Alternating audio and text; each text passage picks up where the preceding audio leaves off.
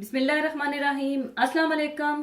आज मैं आपको एक बहुत ही लजीज और जबरदस्त बनने वाले शाही टुकड़े बनाने की रेसिपी दूंगी। तो शाही टुकड़े बनाने के लिए हमें चाहिए दूध हाफ लीटर, आम लिक्विड क्रीम हाफ लीटर, चीनी हाफ कप, आप अपनी मर्जी से चीनी कम या ज्यादा भी कर सकते हैं। ब्रेड के स्लाइसिस 6 अदद। ब्रेड को मैंने ट्रायंगल शेप में काट लिया है। ये आपकी मर्जी है, आप चाहें स्क्वायर शेप में या कुकी कटर से राउंड शेप में काट लीजिएगा। अगर आप चाहें तो कार्नर भी आप काट सकते हैं। अरके गुलाब 1 टेबल स्पून, 5 अदद इलायची जिसके दानों को मैंने पीस कर रखा हुआ है, जाफरान 1 चुटकी और पिस्ता और बादाम हस्बे जरूरत, और ब्रेड को तलने के लिए तेल।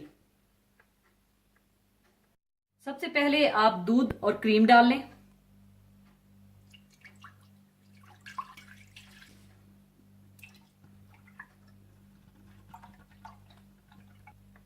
इसमें आप चीनी, अरके गुलाब, पिसी हुई इलायची और जाफरान डाल दें और अच्छी तरह से मिला लें। अब आपने दूध को इतना पकाना है कि दूध पक पक कर गाढ़ा हो जाए और ये 2.5 कप से 3 कप दूध रह जाना चाहिए।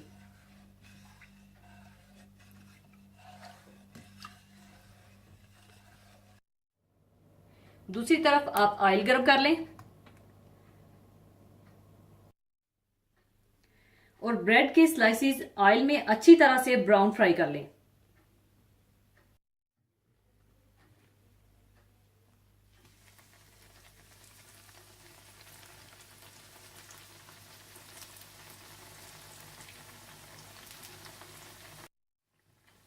और दोनों तरफ से आप गोल्डन ब्राउन कर लें।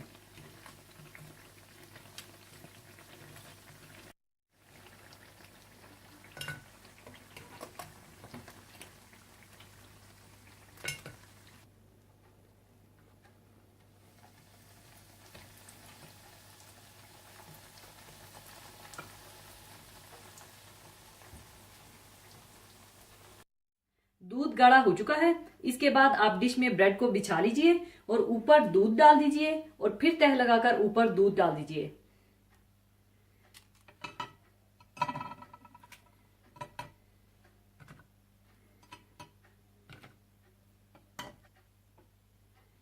और ऊपर आप इस तरह से दूध डाल दें।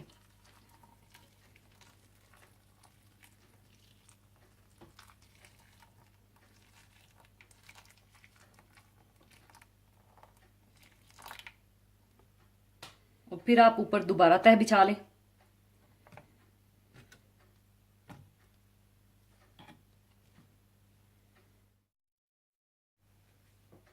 दूसरी तह के ऊपर भी आप दूध डाल दें।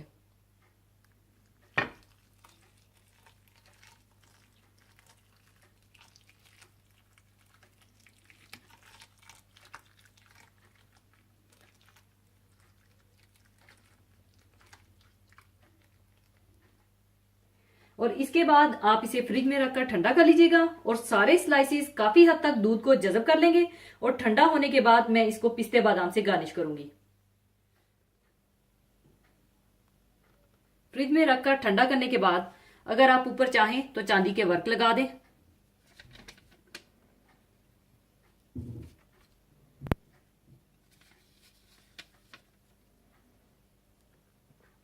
ऊपर आप कटा हुआ पिस्ता और बादाम डाल दें।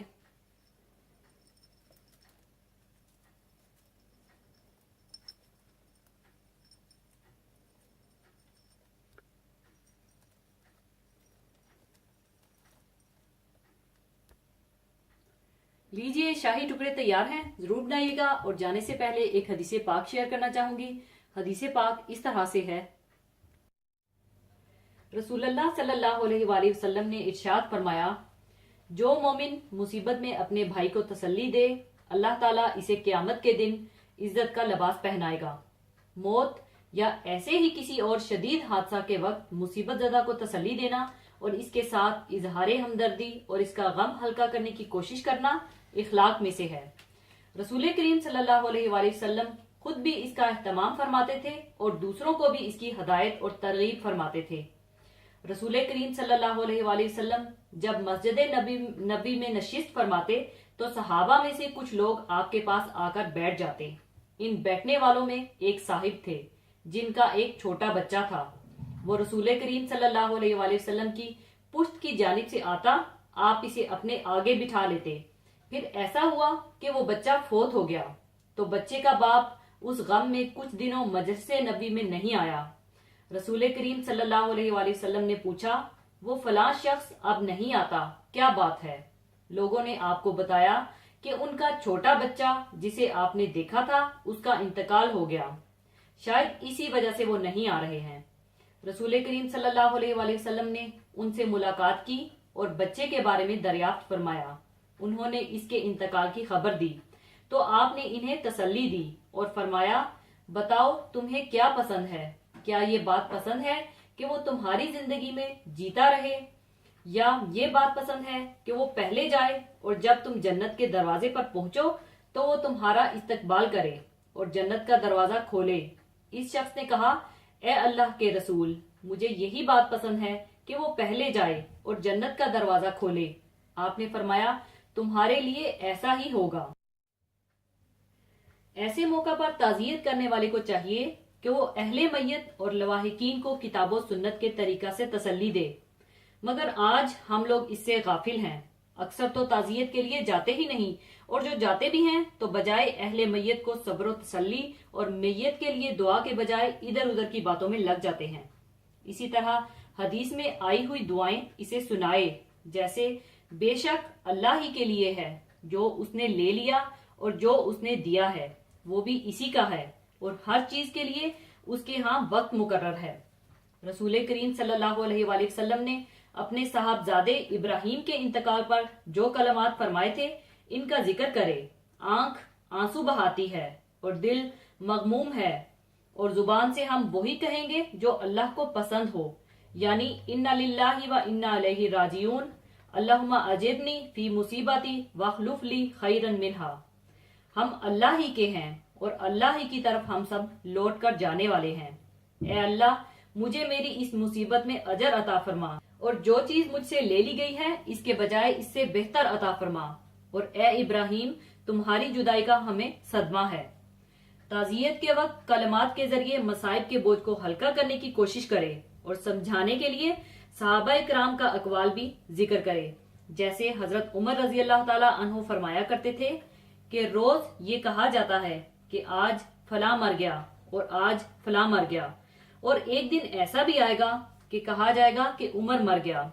हजरत हसन बसरी फरमाते थे कि ए आदम के बेटे, तू सिर्फ चंद दिनों के लिए दुनिया में है, जो दिन गुजरता है तेरा एक हिस्सा खत्म हो जाता है। इसी तरह उनका एक फरमान है, अल्लाह ताला ने मोमिनों की राहत जन्नत के अलावा किसी और जगह और किसी चीज में नहीं रखी है। इसी के साथ मैं इजाजत चाहूंगी। अपना बहुत ख्याल रखिएगा, दुआओं में याद रखिएगा। अल्लाह हाफिज।